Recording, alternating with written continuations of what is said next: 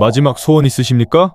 제 강아지 복실이 좀 보여주시면 안 될까요? 모두가 멈칫했습니다. 사형 앞두고 강아지를 보고 싶다고? 청주교도소의 새벽은 언제나 회색빛이었습니다. 콘크리트 벽 사이로 스며드는 어스름한 빛이 복도를 희미하게 밝혔습니다. 철창을 타고 흐르는 서늘한 공기가 특별 수감동의 정막을 더욱 무겁게 만들었습니다. 정병호는 그날이 자신의 마지막 아침이라는 것을 알고 있었습니다. 구겨진 수의를 입은 그의 손가락이 미세하게 떨렸지만 얼굴에는 어떤 감정도 드러나지 않았습니다. 60여 년의 세월이 파고든 깊은 주름 사이로 비친 눈빛은 이미 모든 것을 내려놓은 사람의 것이었습니다. 9시 30분 준비하셔야 합니다. 교도관 오진섭의 목소리가 좁은 감방에 울렸습니다. 그는 다른 교도관들과 달리 정병호에게 말을 건넬 때면 항상 존댓말을 사용했습니다. 3번의 살인 누명을 쓴 흉악범으로 알려진 사람에게도 그는 인간으로서의 존엄을 지켜주려 했습니다. 알겠네. 병호의 목소리는 거칠었지만 담담했습니다. 땅에서 나오는 먼지처럼 메마른 그 한마디에는 오랜 체념이 묻어 있었습니다. 혹시 마지막으로 원하시는 게 있으신가요? 법적으로 허용되는 범위 내에서 도와드릴 수 있습니다. 진섭의 질문에 병호는 처음으로 고개를 들었습니다. 창백한 형광등 불빛 아래 그의 눈가에 맺힌 미세한 습기가 반짝였습니다. 그동안 한 번도 흘리지 않았던 눈물이 이제야 그의 마음 한켠을 적시는 듯했습니다. 복실이, 우리 복실이 한 번만 보게 해주시게. 진섭은 잠시 망설였습니다. 복실이가 누군지 알 수 없었기 때문입니다. 혹시 공범자? 아니면 피해자의 가족? 그가 미간을 찌푸리며 혼란스러워하자 병호의 입가에 희미한 미소가 번졌습니다. 복실이는 우리 집 개야. 하얀 털에 검은 점이 있는 백구. 내가 어릴 적부터 키운 아이지. 진섭의 표정이 복잡하게 변했습니다. 사형수의 마지막 소원이 가족도 친구도 마지막 식사도 아닌 단지 개를 보는 것이라니 그는 잠시 생각에 잠겼습니다. 규정상 동물의 교도소 반입은 금지되어 있었지만 특별 허가가 가능한 예외 조항이 있었습니다. 알겠습니다. 가족분께 연락해서 알아보겠습니다. 병호의 표정이 처음으로 밝아졌습니다. 쇠창살 너머로 스며드는 희미한 햇살이 그의 주름진 얼굴을 비추었습니다. 마치 오랜 가뭄 끝에 내린 첫 빗방울을 맞은 메마른 땅처럼 그의 눈가에 미세한 생기가 돌았습니다. 고맙네. 정말 고맙네. 진섭은 그의 마지막 날의 작은 위로라도 줄 수 있다는 생각에 가슴이 조금 따뜻해졌습니다.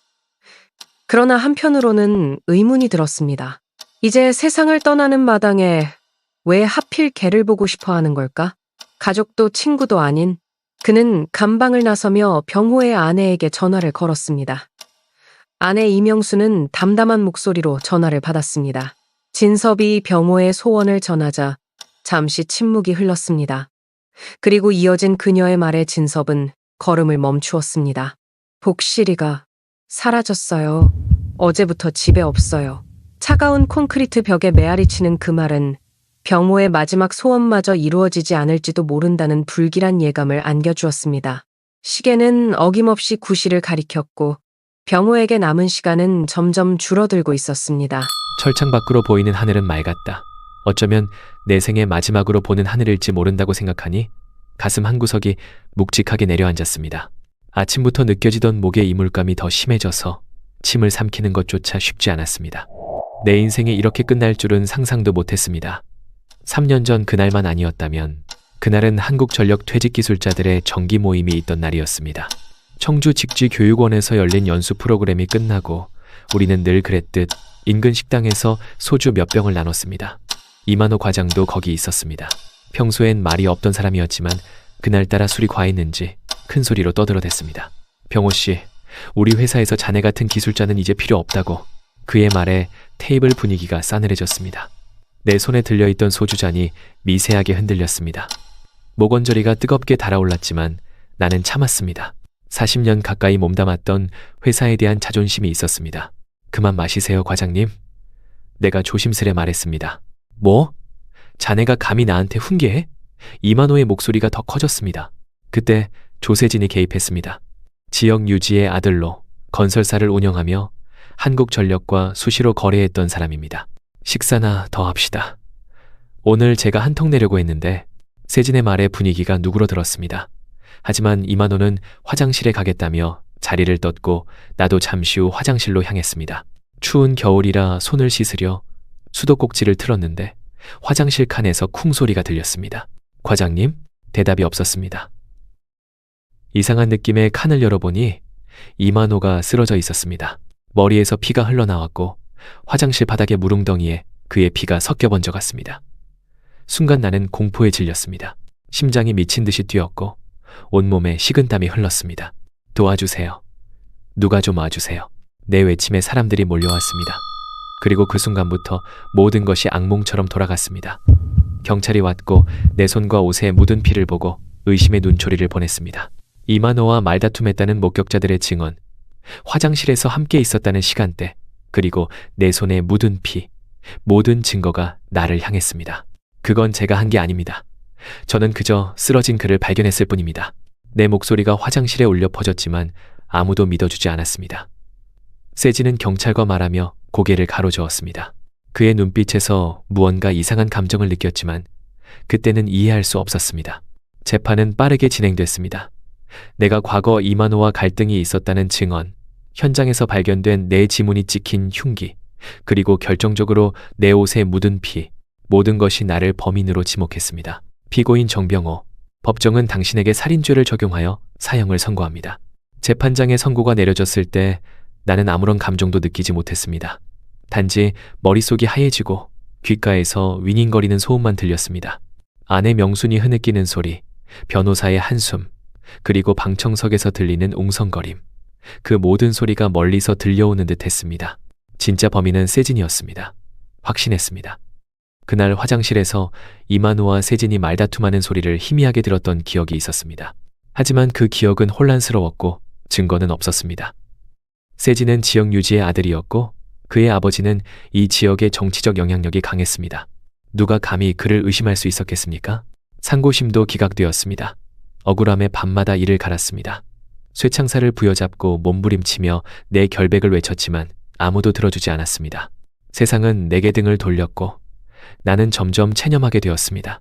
유일하게 나를 믿어준 사람은 아내 명순과 동생 명규, 그리고 교도관 진섭뿐이었습니다. 명순은 매주 면회를 왔고 명규는 경찰 출신의 직감으로 내 결백을 믿어주었습니다. 하지만 그들도 할 수 있는 일은 많지 않았습니다. 그리고 가장 믿음직한 존재는 복실이었습니다. 면회 시간에 명순이 복실이 사진을 보여줄 때면 내 마음은 따뜻해졌습니다. 하얀 털 사이로 까만 눈동자가 반짝이는 그 모습은 내가 자유롭던 시절의 기억을 떠올리게 했습니다. 병호 씨, 복실이가 아직도 매일 당신 신발을 물고 문 앞에서 기다려요. 명순의 말에 나는 울컥했습니다. 뜨거운 것이 목구멍을 타고 올라왔고 눈가가 뜨거워졌습니다. 하지만 나는 참았습니다. 억울하게 죽음을 기다리는 이 순간에도 나는 내 감정을 숨겼습니다. 그렇게 3년이 흘렀습니다. 오늘은 내 사형 집행일입니다. 더 이상 싸울 힘도 원망할 기력도 없었습니다. 다만 마지막으로 복실이를 보고 싶다는 소원만 남았습니다. 복실이의 까만 눈동자를 보면 어쩌면 조금은 편안하게 눈을 감을 수 있을 것 같았습니다. 하지만 복실이마저 사라졌다고 합니다. 창살 너머로 보이는 하늘이 점점 더 높아지는 듯 했습니다. 멀어지는 하늘처럼 내 마지막 소원마저 닿지 못하는 곳으로 사라지는 것 같았습니다. 오늘은 병호의 마지막 날입니다. 창문으로 들어오는 아침 햇살이 차갑게 느껴졌습니다. 20년 넘게 함께 쓰던 침대가 이제는 너무 넓게 느껴집니다. 병 모서리에 걸린 병호와의 사진이 마음을 더 무겁게 했습니다. 그 사진 속에서 병호는 환하게 웃고 있었습니다. 지금은 상상할 수 없는 표정이었습니다. 아침부터 울린 전화에 가슴이 철렁했습니다. 교도관 오진섭이었습니다. 병호의 마지막 소원이 복실이를 보는 것이라고 했습니다. 그 말을 듣자 숨이 막혔습니다. 복실이가 사라졌어요. 어제부터 집에 없어요. 내 말에 교도관은 잠시 침묵했습니다. 그리고 특별 허가를 받을 테니 최대한 빨리 복실이를 찾아달라고 했습니다. 전화를 끊고 나니 두 손이 떨렸습니다. 병호의 마지막 소원마저 이루어줄 수 없다는 생각에 가슴이 조여왔습니다. 어제 저녁부터 복실이가 보이지 않았습니다. 평소 마당에서 맴돌던 아이가 갑자기 사라진 것입니다. 문이 열린 적도 없었고 담장도 높아넘을 수 없었습니다. 마치 약속이라도 한 듯이 병호의 마지막 날에 복실이마저 사라졌습니다. 서둘러 옷을 갈아입고 밖으로 나갔습니다. 차가운 공기가 볼을 스쳤습니다. 가을비가 내린 뒤라 땅에서는 축축한 냄새가 올라왔습니다. 복실아, 복실아. 목이 쉬도록 불렀지만 대답은 오직 메아리뿐이었습니다. 마을 골목을 돌고 또 돌았습니다. 손은 얼고 발은 아팠지만 멈출 수 없었습니다. 병호의 마지막 소원이니까요. 내가 이것마저 이루어주지 못한다면. 명순 씨, 무슨 일이에요? 이웃집 김 할머니가 물었습니다. 복실이를 찾는다고 하자 할머니의 눈빛이 변했습니다. 어제 저녁에 읍내시장 쪽으로 가는 개를 봤어요. 하얀 털에 검은 점이 있는 복실이 맞을 거예요. 심장이 빠르게 뛰었습니다. 읍내시장은 여기서 한참 떨어져 있었습니다. 왜 복실이가 거기까지 갔을까요? 서둘러 버스를 타고 읍내로 향했습니다. 버스 창문에 비친 내 얼굴은 핏기 없이 창백했습니다. 시계는 벌써 8시 30분을 가리키고 있었습니다. 시간이 너무 빠르게 흘렀습니다. 읍내시장은 아침부터 사람들로 북적였습니다. 생선 비린내, 과일 달콤한 향, 그리고 사람들의 땀 냄새가 뒤섞인 공기가 코를 찔렀습니다. 복실아, 복실아.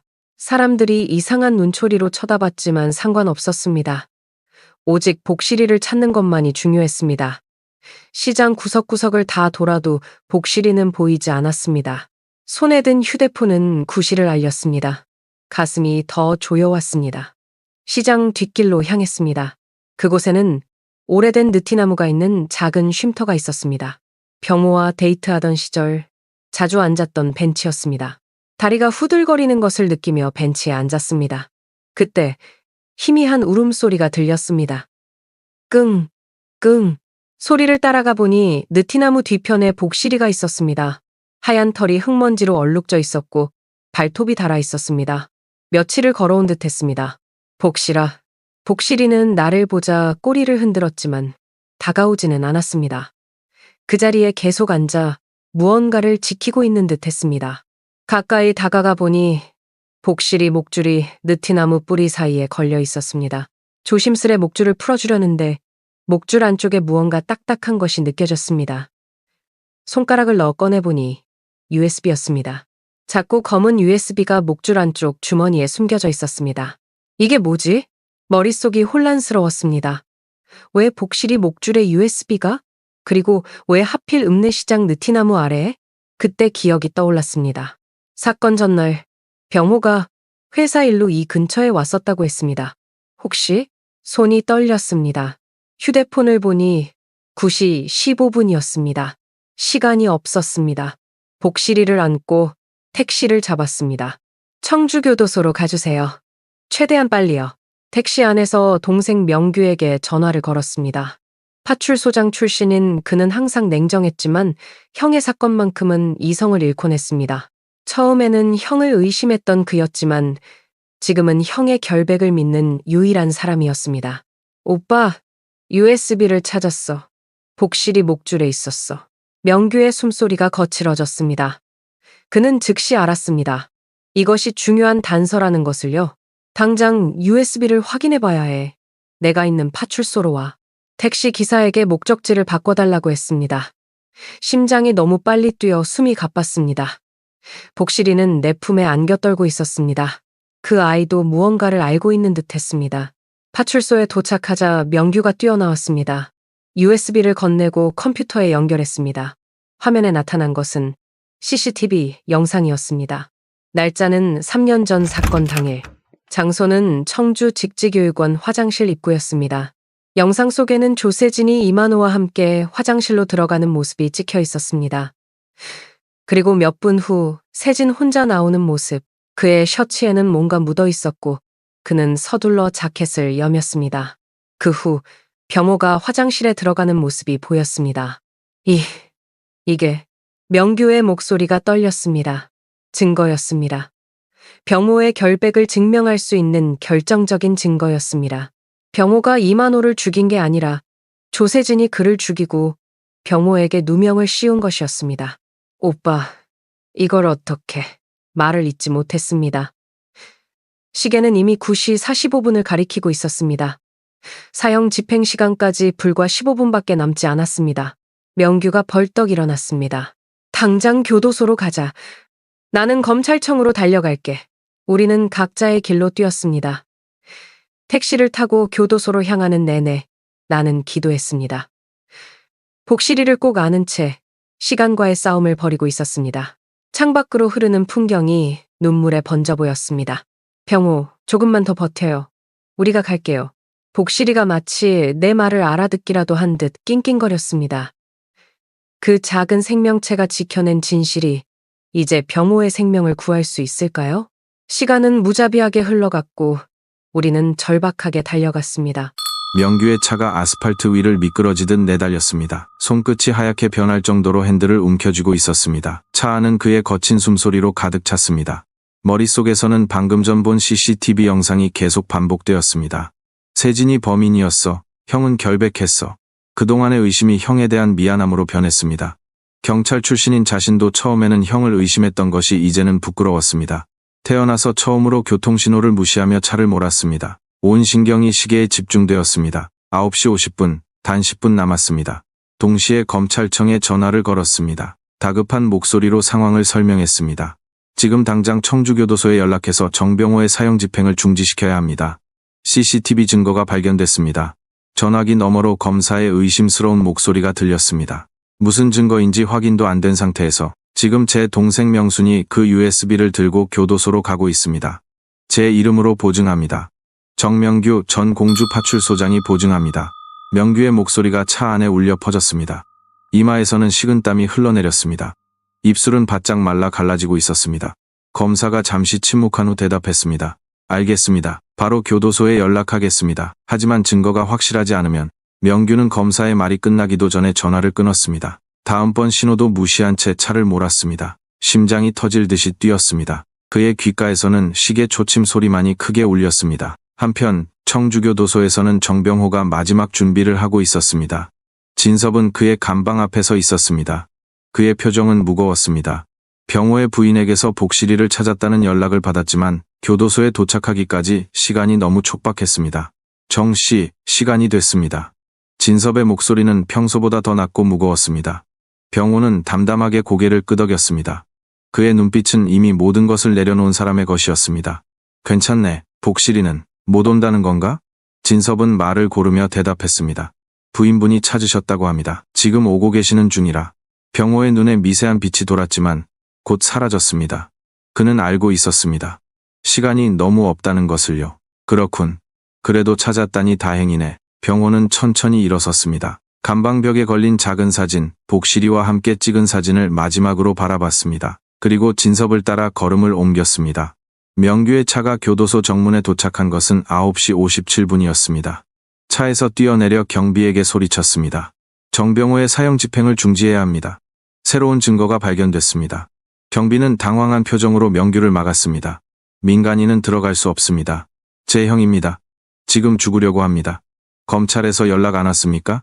명규의 목소리가 절박했습니다. 그때 교도소 전화가 울렸고 경비가 전화를 받았습니다. 잠시 후 그의 표정이 변했습니다. 들어가세요, 빨리. 명규는 곧바로 교도소 안으로 뛰어들어갔습니다. 복도를 따라 달리면서도 시계만 보였습니다. 9시 58분, 단 2분밖에 남지 않았습니다. 그 시각 명순도 택시에서 내려 교도소 정문으로 달려왔습니다. 복실이를 품에 안은 채로였습니다. 경비가 그녀를 알아보고 곧바로 안으로 들여보냈습니다. 빨리 특별 면회실로 가세요. 명수는 복실이를 안고 복도를 달렸습니다. 다리가 후들거렸지만 멈출 수 없었습니다. 복도 끝에서 명규와 마주쳤습니다. 오빠, USB는 여기 있어. 명규는 USB를 들고 앞장서서 달렸습니다. 시계는 9시 59분을 가리키고 있었습니다. 한편 병호는 이미 특별 처형실 입구에 도착해 있었습니다. 진섭이 그의 옆에 서 있었습니다. 병호의 눈은 이제 생기를 잃어가고 있었습니다. 그때 교도소장의 휴대폰이 울렸습니다. 그는 전화를 받고 급히 무언가 말했습니다. 잠깐, 집행을 멈추세요. 교도소장의 외침에 모든 사람들이 멈춰섰습니다. 병호는 무슨 일인지 이해하지 못한 채 그 자리에 서 있었습니다. 그때 복도 끝에서 명규와 명순이 달려왔습니다. 명순의 품에는 복실이가 안겨 있었습니다. 병호의 눈이 커졌습니다. 복실이를 보는 순간 그의 얼굴에 처음으로 감정이 번졌습니다. 복실아. 목소리가 떨렸습니다. 복실이도 병호를 알아보고 낑낑거리며 명순의 품에서 벗어나려 했습니다. 명규가 앞으로 나서서 교도소장에게 USB를 건넸습니다. 이것이 새로운 증거입니다. CCTV 영상이 들어 있습니다. 정병호는 결백합니다. 교도소장은 USB를 받아들고 곧바로 검찰과 통화했습니다. 그 사이 복실이는 명순의 품에서 뛰쳐나와 병호에게 달려갔습니다. 병호는 쇠사슬에 묶인 손으로 복실이를 쓰다듬었습니다. 눈에서는 눈물이 흘러내렸습니다. 고마워, 복실아, 고마워. 병호의 목소리가 떨렸습니다. 복실이는 그의 손을 핥으며 꼬리를 흔들었습니다. 명순과 명규도 다가왔습니다. 명순은 남편의 손을 꼭 잡았습니다. 기다려요, 병호. 이제 다 밝혀질 거예요. 교도소장이 전화를 끊고 진지한 표정으로 말했습니다. 검찰에서 사형 집행 중지 명령이 내려왔습니다. 증거를 확인할 때까지 모든 절차를 중단합니다. 병호의 다리에 힘이 풀렸습니다. 진섭이 재빨리 그를 부축했습니다. 시계는 이제 막 10시를 가리키고 있었습니다. 마지막 순간에 진실이 드러난 것입니다. 명규는 여전히 떨리는 손으로 병호의 어깨를 잡았습니다. 형, 이제 다 밝혀질 거야. 조세진이 범인이야. CCTV에 다 찍혀 있어. 병호의 눈에서 눈물이 흘러내렸습니다. 3년 동안 억눌러왔던 감정이 한꺼번에 터져나왔습니다. 그는 복실이를 안고 흐느꼈습니다. 복실아, 네가 날 구했구나. 우리 복실이가. 이 모든 것을 지켜보던 진섭의 눈에도 눈물이 맺혔습니다. 한 마리 개가 주인의 결백을 증명하기 위해 이토록 헌신했다는 사실이 그를 감동시켰습니다. 시간은 10시 5분. 병호의 생명이 극적으로 구해진 그 순간, 새로운 희망의 빛이 청주교도소의 차가운 벽을 따뜻하게 비추기 시작했습니다. 멈춰. 그 한마디가 내 인생을 바꿨습니다. 특별 처형실 앞에서 들려온 교도소장의 외침은 마치 천둥처럼 내 귓가에 울렸습니다. 그리고 곧이어 보인 복실이의 모습은 꿈인지 생시인지 분간할 수 없었습니다. 목에 쇠사슬을 찬 채로 나는 그 자리에 얼어붙었습니다. 심장이 미친 듯이 뛰었습니다. 후두둑 떨어지는 눈물이 볼을 타고 흘러내렸습니다. 억눌러왔던 감정이 복실이를 보는 순간 한꺼번에 터져나왔습니다. 복실아. 목소리가 갈라졌습니다. 마치 사막에서 오랫동안 물 한 방울 마시지 못한 사람처럼 내 목소리는 쉬어 있었습니다. 복실이는 명순의 품에서 뛰쳐나와 내게로 달려왔습니다. 그 하얀 털과 검은 눈동자, 익숙한 냄새, 모든 것이 너무나 그리웠습니다. 복실이가 내 발치에서 낑낑거렸습니다. 쇠사슬에 묶인 손으로 겨우 그 아이의 머리를 쓰다듬었습니다. 따뜻했습니다. 살아있었습니다. 내 손끝에서 느껴지는 그 온기가 마치 생명 그 자체처럼 느껴졌습니다. 고마워, 복실아, 고마워. 무슨 말을 해야 할지 몰랐습니다. 그저 반복해서 고맙다는 말만 나왔습니다. 복실이는 내 손을 핥으며 꼬리를 흔들었습니다. 그 순간 교도소장이 다가왔습니다. 검찰에서 사형 집행 중지 명령이 내려왔습니다. 증거를 확인할 때까지 모든 절차를 중단합니다. 그 말을 듣는 순간 내 다리에서 힘이 빠졌습니다. 교도관 진섭이 재빨리 나를 부축했습니다. 차가운 쇠사슬 소리가 복도에 울렸습니다. 머릿속이 하얘졌습니다. 3년 동안 기다려온 죽음의 순간이 갑자기 멈춰진 것입니다. 병호 씨, 괜찮으세요? 진섭의 목소리가 멀리서 들려오는 것 같았습니다. 나는 겨우 고개를 끄덕였습니다. 그때 명순이 다가와 내 손을 꼭 잡았습니다. 그녀의 손은 차가웠지만 그 온기가 내 몸 전체로 퍼져나갔습니다. 기다려요, 병호. 이제 다 밝혀질 거예요. 명순의 목소리는 떨리고 있었습니다. 그녀의 눈에는 눈물이 가득했습니다. 내 시야도 점점 흐려졌습니다. 눈물이 멈추지 않았습니다. 동생 명규가 내 어깨를 잡았습니다. 그의 손도 떨리고 있었습니다. 형, 이제 다 밝혀질 거야. 조세진이 범인이야. CCTV에 다 찍혀 있어. 세진의 이름을 듣는 순간 가슴이 찌릿했습니다.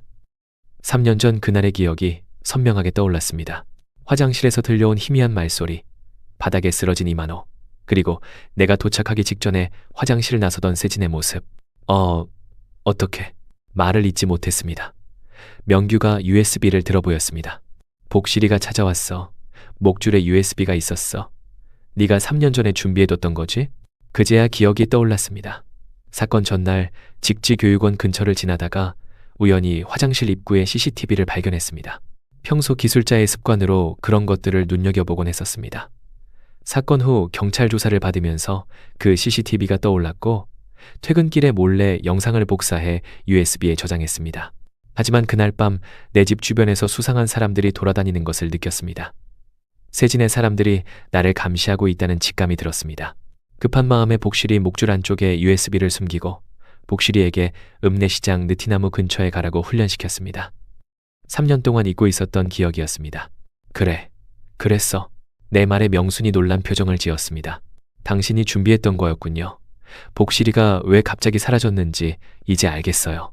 복실이는 마치 우리의 대화를 이해하기라도 한 듯 꼬리를 흔들며 낑낑거렸습니다. 이 순간만을 기다려왔던 것처럼 말입니다. 교도소장이 다시 다가왔습니다. 정씨, 검찰에서 곧 사람들이 도착할 겁니다. 조금만 기다려주세요. 나는 고개를 끄덕였습니다. 처음으로 내 안에 희망이라는 감정이 피어올랐습니다. 따뜻하고 밝고 환한 희망이었습니다. 30분 후 검찰 관계자들이 도착했습니다. 그들은 USB 속 영상을 확인하고 즉시 조세진의 체포영장을 발부했습니다. 법무부는 내 사형 집행을 무기한 연기하고 재심을 명령했습니다. 특별 면회실로 이동했습니다. 아직 쇠사슬은 풀리지 않았지만 더 이상 죽음으로 향하는 길은 아니었습니다. 복실이는 내 옆에서 한시도 떨어지지 않았습니다. 그 아이의 온기가 내게 새로운 생명력을 불어넣어 주었습니다. 명순이 내 손을 꼭 잡았습니다. 당신을 믿었어요. 항상. 명규도 옆에 앉았습니다. 형, 미안해. 처음에는 의심했어. 나는 고개를 저었습니다. 괜찮아. 모든 증거가 나를 향하고 있었으니까. 진섭이 물과 음식을 가져왔습니다. 그는 미소를 지으며 말했습니다. 먹고 체력을 회복하세요. 앞으로 긴 싸움이 남아 있습니다. 그의 말대로였습니다. 재심은 쉽지 않을 것입니다. 하지만 이제 희망이 있었습니다. 증거가 있었고 진실이 있었습니다. 면회실 창문으로 들어오는 햇살이 따뜻했습니다. 3년 만에 처음으로 본 햇살이었습니다. 저 밖에는 자유가 있었고 진실이 있었고 새로운 시작이 있었습니다. 복실이가 내 무릎에 머리를 올려놓았습니다. 그 아이의 눈을 들여다보니 3년 전 그날의 기억이 생생하게 떠올랐습니다. 믿음과 충성심으로 가득 찬 그 눈동자. 이 모든 것을 가능하게 한 것은 복실이었습니다. 복실아, 네가 날 구했구나. 우리 복실이가. 목이 메었습니다. 더 이상 말이 나오지 않았습니다. 그저 복실이를 안고 눈물을 흘렸습니다. 이것은 죽음의 눈물이 아니라 새로운 시작을 위한 눈물이었습니다. 창문 너머로 하늘이 보였습니다. 푸르고 높은 하늘이었습니다. 이제 나는 그 하늘을 다시 볼 수 있을 것입니다. 복실이와 함께, 명순과 함께 자유롭게 걸을 수 있을 것입니다. 모든 것은 한 마리 개의 충성심 덕분이었습니다. 사람들이 모두 외면했을 때 복실이만은 끝까지 나를 믿었습니다. 그 믿음이 지금 나를 다시 살게 한 것입니다. 고마워, 복실아. 정말 고마워. 복실이의 따뜻한 숨결이 내 손등을 어루만졌습니다. 이제 모든 것이 달라질 것입니다. 진실은 결국 밝혀졌고 정의는 승리했습니다. 그리고 그 중심에는 한 마리 개의 순수한 사랑이 있었습니다.